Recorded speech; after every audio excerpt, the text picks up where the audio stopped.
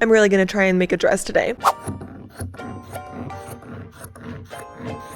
I've been putting off crafting because I have just not felt like it for months now. Yeah, that's about right. I have not felt like sewing for months now. But quick little story time. We're making a dress today because I went to the Parade of Homes like celebration thingy last year with my husband and like his work friends. I made my dress for it because I was like, I'm crafty and I don't get to go to do like cool gala things very often. And I guess like 2 days ago, my husband's like work guy, he was like, is your wife gonna make another dress? And I was like, I'm not making another dress. I'm making a dress. So we're gonna go upstairs, shop my fabrics, see what we have, and hope we can come up with something. I really don't know what it's gonna look like. Probably very simple. Maybe I'll look at patterns first. That sounds like a good idea to start. In this house, we craft in pajamas. I honestly haven't even come up here in like a couple of weeks, and so there's just like stuff everywhere. And I know I'm probably going to have to clean it, but I don't know if I have it in me right now, so I might just shove everything to the side and work around the mess. First and foremost, I do not use patterns enough to actually justify the amount that I have, but that does not stop me from buying more or like thumbing through them really quick like a librarian. These are the patterns that I kind of pulled out, but I don't feel like any of them are really calling to me. I mean, I love the fact that this is fast and easy, and it would be fast and easy, but is this really the dress I want to make? I don't know. Part of me is feeling like now I need to just maybe go look through my fabrics and see what I even have available, because like if I want to make this dress or that dress and I don't have enough fabric for it, like what's the point of like cutting all the pattern pieces out, right? I do like this one. I would make it longer like in a dress, but that's probably because the Barbie movie just came out and I'm seeing that gingham. I don't own a single bit of gingham fabric, so that's probably not gonna happen. This has been my struggle lately. I will have an idea and I will have ambition and motivation, but then when I try to actually get down to it and plan and decide what pattern and what style and what fabrics I'm actually going to use, all that motivation just goes away, and then I just feel overwhelmed and stressed out, and it honestly makes me not want to craft anything ever again. But me knowing me, I just have to kind of push through that and like let it work its course, because eventually I will want to make something again. And I'm feeling like I need to sew today, but I'm also feeling like I need to take a nap. So that's the struggle right there, is because do I use my free time to sew and create something, or do I use my free time to sleep and recharge? Because sleeping and recharging does make me feel better, but so does sewing and creating stuff. Like it's a form of recharge. I'm gonna try and pick a fabric. I have so much fabric up here. All I have to do is pick one and see what I can make out of it. We're going with this mindset. Let's pick something out. While I was rummaging upstairs, I didn't immediately find what I was looking for, even though I have no real idea what it is exactly that I am looking for. So now we're here, which is the second place I keep fabric, underneath the stairs. I'm gonna go through this and see if there's anything here. Obviously I've got too much fabric, but I don't really know what to do with any of it, and most of it's for like Renaissance fair costumes, and I'm like, that's not gonna cut it for like an everyday wearable thing. Well, I mean it could, but it's not what I want for today. Clearly I have little to no respect for this area of my fabric stash, and I just tore straight through it, but I did find these two things. So that's the denim, and then that's like the shiny floral stuff. Technically it's my mom's, and I was supposed to make her a dress out of it forever ago, but I don't know if that's ever going to actually happen, so I might just use it for myself. And now we're in this room, which, like you can see, is also full of craft supplies. I have a problem. One time I got on here and I showed people my craft stash, just the upstairs one, and they were like, that's not a lot of stuff. Like, you're fine, that's not a lot. But they have no idea about the basement. The basement is full of craft stuff, it's full of fabrics, and I've been collecting it for 15 years. It's an issue, it's a problem. I gotta stop buying new things and I have to use what I actually have. Because this, absurd.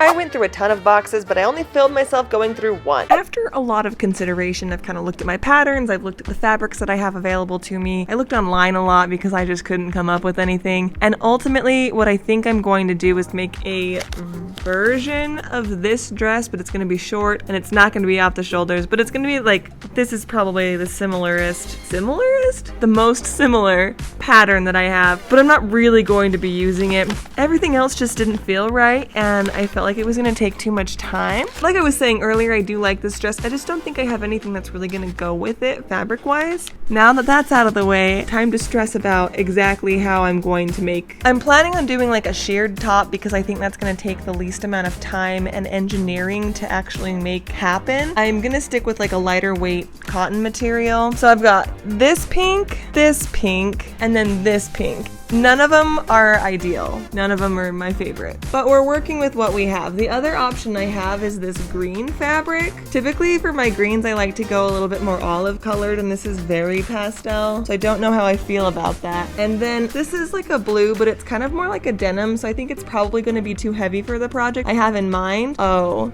I also did find this, which I've been hoarding for years and years and years. I think I just love it too much to use, but hopefully soon I'll be making something out of this because I just think it's so lovely, and I've got quite a bit of it. But like, look at that. It's just adorable, but not today. I should go check the back of my car because I've been hoarding fabrics back there too, so before I make any solid decisions, let's go look in the back of my car. And as usual, among other things I've been hoarding in the back of my car, I found this. And this is why I always check the back of my car before I make a decision. Yes, they are all bed sheets, but look how freaking adorable these strawberries are. They're all embroidered on. It's so cute. I wondered if I had something like this somewhere in my house, and now it is confirmed. I definitely do. I really want to use this fabric for a very specific project, and I can't believe I just found it. And I've got a whole sheet, another whole sheet, and then 2 pillowcases, which is plenty to make like a big, long, flowy, billowy dress, which is something I love. So I think the discovery of this blue and white striped fabric has confirmed to me that I do need to make today's dress out of the pinks. So let's just figure out how much we actually have. I think this one's obviously got the most on it. This is my preference, but we'll see. I don't know really how I feel about this. Also just caught a glimpse of myself in the freaking camera thing, and guess what?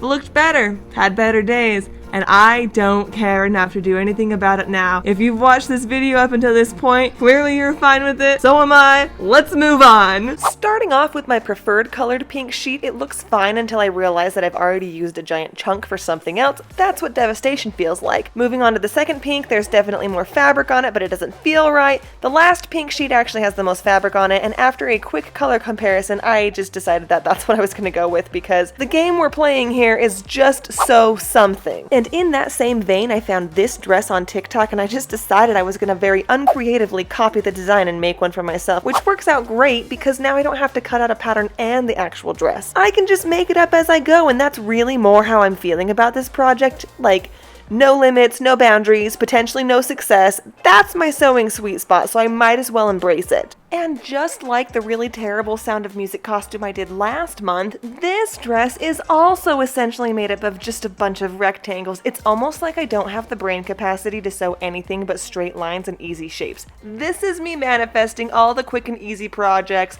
Bring them to me, let me complete them, and let me feel something.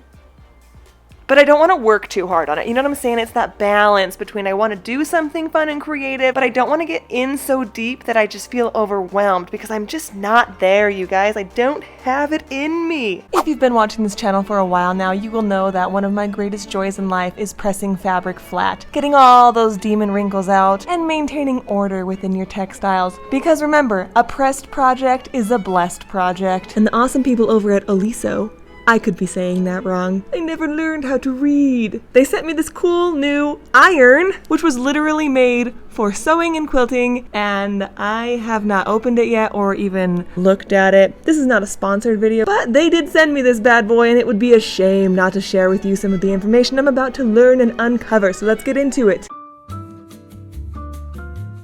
I have never had a nice iron in my entire life. Although except for one time when I was still dating my husband and we weren't married yet, and he was like, hey, I need to iron some of my clothes. And I was like, dude, just bring them over to my house. Like, I have an iron, I have an ironing board, just do them here. But no, he went out and bought himself a brand new iron. We've never used it. I don't even know where it's at. So technically, in a weird way, I do have a nice iron, but I have no idea where it's at. This one, however, is nice, hefty, and right in front of me. So, we're just gonna keep getting into this. Okay, that's making sense. We got steamy buttons here. Honestly, I don't usually use the steamy button setting on my irons because all the irons I've had up to this point, like, they get the job done, kind of, in the sense that they iron. They get hot and they iron. But in all my previous irons, I've never really trusted the steaming option because of a certain incident with puffy paint, but I think I'll try it with this one when the occasion arises.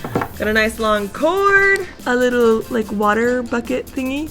delicious. Don't drink out of it for realsies, that's disgusting, guys. Well, it's not gross, it's just like, I'm not personally endorsing you drink the water that you put in your iron. That's all. You can do whatever you want. Let's plug it in and start using it. At first glance / first use, the thing I notice most is that it is a hefty, heavy boy, and I like that in an iron. Now on to talking about the actual dress in question, because we are 10 minutes into this video somehow and I really haven't even talked about the dress all that much.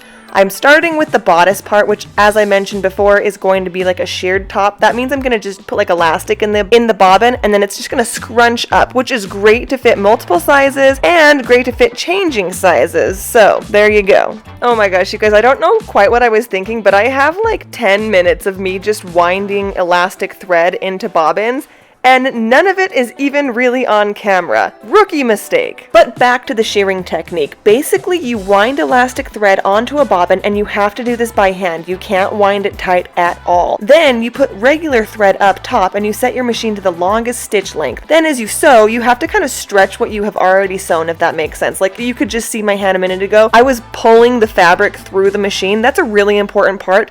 Maybe it varies by machine, but for me, I really have to make sure I'm pulling that back part of the fabric as I sew to get the proper tension in the elastic thread. The last little part of the bodice, I just use a regular stitch to sew the very, very bottom part closed, and then this is what I ended up with, and this is by and far the best shearing I've ever done. It's the most even I've ever done. I'm super, super happy with it, super, super proud of it, and I'm ready to move on to the circle skirt, which, fun fact, is a circle and not a rectangle. I kind of misspoke earlier. Like, at this point in time, circle skirts are second nature to me, so I might as well be sewing a rectangle. Honestly, they're super, super easy.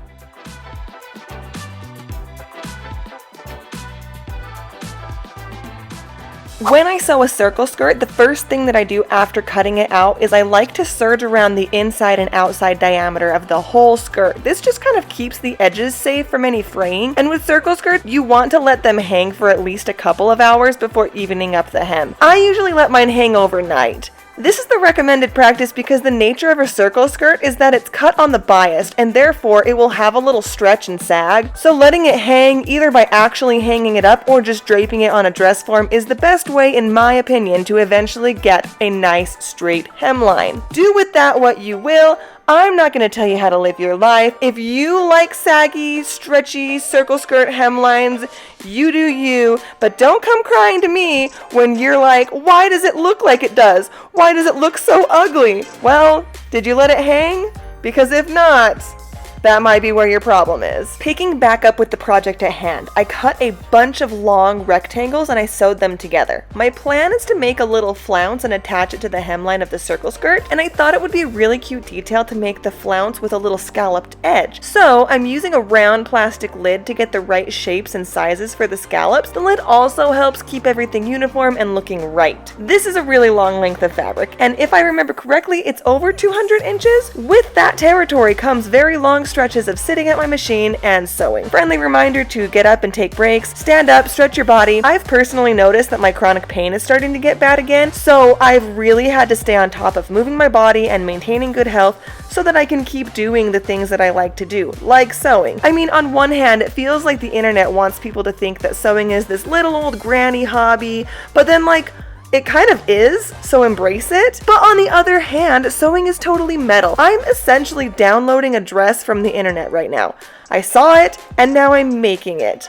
And I'm doing it at no cost to me. I mean, not really. The materials were all either from my stash or things I bought years ago, so they don't really count towards the cost. I mean, that's just how I'm justifying my purchases right now, so leave me alone. Hello. This is how far I got last time I worked on this dress, which is a couple of days ago now because I got tired. Top and like the first part of the dress are done, and then I was originally planning on doing like a second tier on the bottom, and I was gonna do like scallops on it. Ooh, those are pins. I was gonna do like scallops on the bottom of it, but they turned out so ugly. I'll show you. Like, these first ones aren't too bad, but the further you go, the uglier they get. I think the fabric just isn't right for this kind of fabric manipulation. It's really thin, it's got almost no structure. Like, these were vintage bed sheets at one point in time, and there's just a lot of puckering going on, and I just really don't like the way it looks. It's not flat, it's not cute, it doesn't lay right. So I think what I'm gonna do is I'm just gonna cut them off and then sew a regular rectangle and hope that that's okay.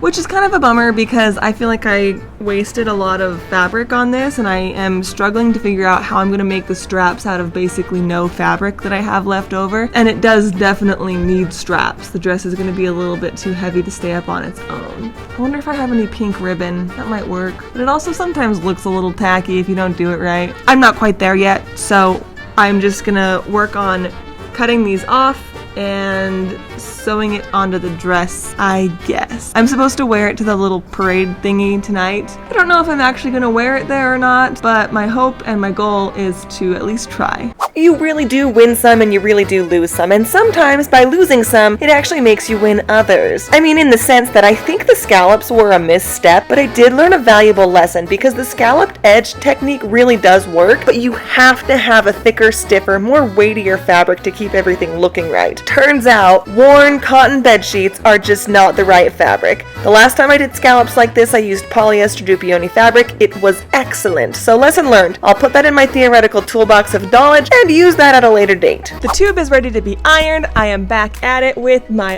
Oliso? I don't really know how to say the name of the brand of the iron, but I do like the iron a lot. It protects against burning your fabric if you just leave it like face down. And apparently I decided I wanted to be tan for the event tonight, so I've tanned my skin with a little bit of self-tanner, and I'm in my self-tan dress, so any judgment you have to pass against me, now would be the time while I'm defenseless and in a moo-moo. So I want to look like a sun-kissed angel without actually going out into the sun. Sue me! This is the ugliest dress I own, and I got it from my friend's mom who thought I needed her old clothes. And guess what? I didn't need her discarded wares, but I sure as heck wanted them. This is my favorite dress to wear after slathering my entire body in self-tanner, and I will make no excuses or apologies about it. Okay, let's see. I kind of got lost in narrating this project, so where were we? It kind of looks like I added the elastic to the flounce and then I hemmed the circle skirt. Right. So what I'm doing now is I'm kind of dividing the circle skirt up into quarter distances. And I did the same with the flounce. This just kind of helps me visualize how much fabric gets sewn into each quarter length. I just match up the pins and then pin up the remaining parts as evenly as possible until everything looks passable and relatively decent. Then I just sew the flounce to the circle skirt with regular thread on the top and in the bobbin.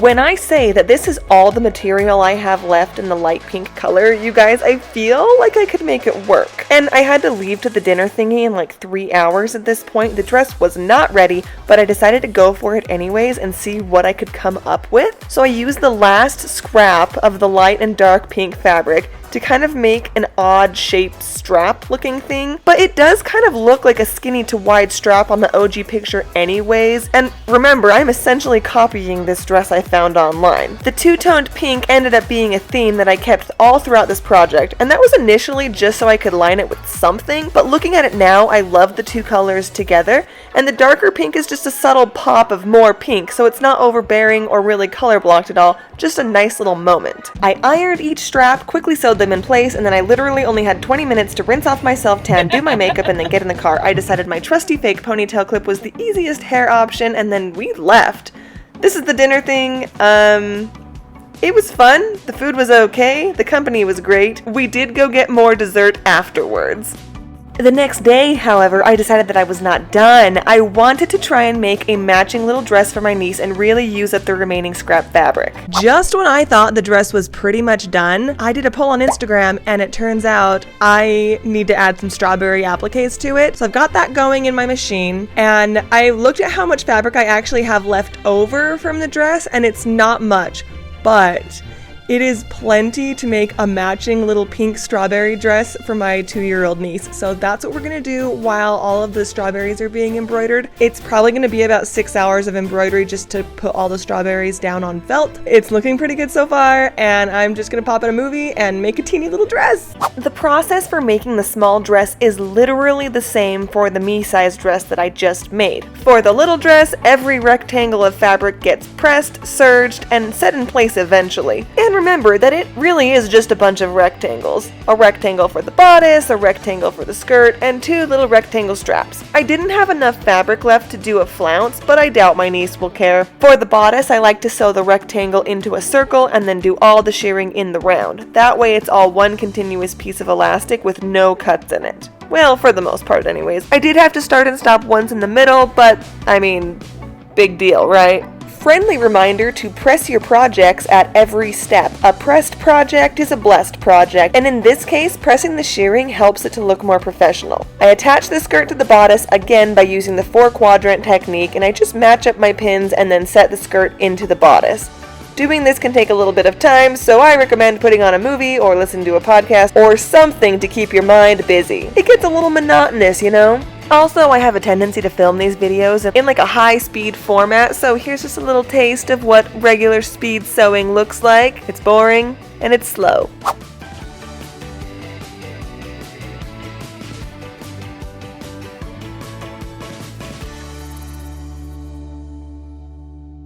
Turns out I completely miscalculated my dedication to this project. It takes like 2 hours to stitch on just 12 strawberries, and it takes about that to like weed all of the little threads and then cut them out into individual patches. This is what they look like. I'm not mad about the strawberries themselves, but here's the little dress I made for my niece. I feel like when you put the patches actually on the dress, it's really playful, which is perfect for this dress, but not ideal for the dress I made for myself.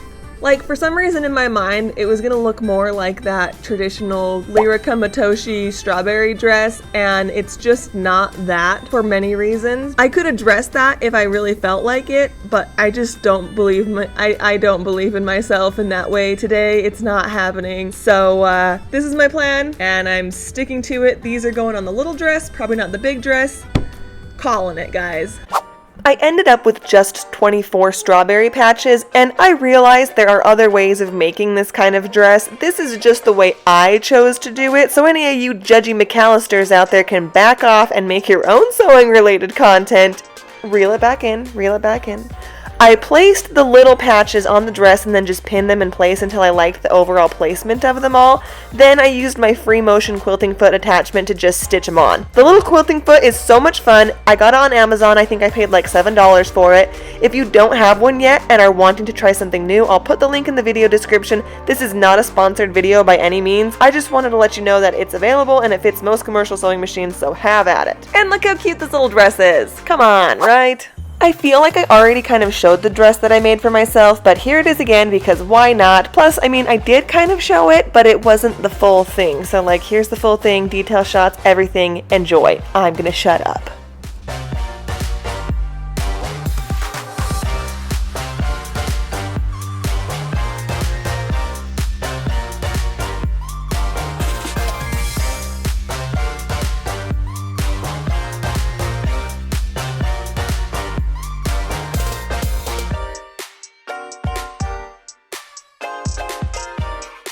I feel like the dress turned out exactly how I expected it to turn out, which is great. I'm definitely to the point in sewing and creating things using just bed sheets that I kind of have an expectation for what it's going to look like in the end, and I kind of know its limits. And yeah, it's going to get a little bit wrinkly. No, it's not ever going to look super expensive, but it's easy to wear, easy to sew, easy to access because I can just get them from any thrift store. And lately I've just been shopping my grandma's linen closet, which has been great. Getting a whole dress out of one bed sheet that cost me nothing is one of my greatest joys in life. I feel like I'm getting better at the shearing technique. Even though I've been doing it for like a long time, there's definitely still more I have to learn and more I can improve on. But this time I did notice my lines are very straight, more even than in times past. So that's perfect. I love the detail of the two-tone flounces because like even on the shoulders, it's like a darker pink on the inside. I don't know. I didn't do that really intentionally, kind of more like I didn't quite have enough fabric to line everything, so I did end up using like scraps from previous projects, but I was able to keep it pretty uniform across the board, and so that was a total win as far as I'm concerned. And then with the little dress, like look at this. I think this just turned out so cute. It's perfect for summertime. It's machine washable, and if the patches fall off and disintegrate, which they likely won't, but if they do, who cares? Perfect for summertime. It's perfect for throwing on when you're headed to the pool or to the lake. It's comfortably very stretchy, so it'll fit lots of sizes. And I am a little hesitant that it's gonna be a little short on my niece. She's not super tall, but I think it might look more like a shirt on her. And if that's the case, then I do have about 1.5 inches on the hem that I can let out. So I'll know in a little bit if she likes it or can wear it or if it fits, because I'm going up to her house later today. Update, she loved it and wanted to put it on immediately. She wore it all day for multiple days and wanted to sleep next to it. A girl after my own heart. She loves fashion. All in all, I feel like this was a really great project just for me to do and kind of just enjoy. Lately, I haven't really been feeling like sewing a lot lately. I've really just been dreading it, but I feel really good about the things that I created and I feel really good about the materials that I used, and I'm starting to feel that itch to make something a little bit bigger. So hopefully that continues and that you guys stick around for that. But yeah, thanks for watching. If you haven't subscribed, now is the time to do so. My posting schedule is not quite as structured as it used to be. I was posting weekly and now I'm posting once a month, maybe? I don't know. Hopefully that changes soon. And if it doesn't, and once a month is what works for me, then that's what I'll continue to do. As always, there's more content on Instagram and TikTok. You can check me out there at Alexandria Lane. Like and comment below. Let me know what you think about the project. I do have a few more things kind of like coming down the pipeline. It'll probably be slow. I'm not gonna lie to you guys. I'm just one person. I film, create, edit, produce everything on my own, so I get busy and tired. Anyways, in this house, we craft in pajamas.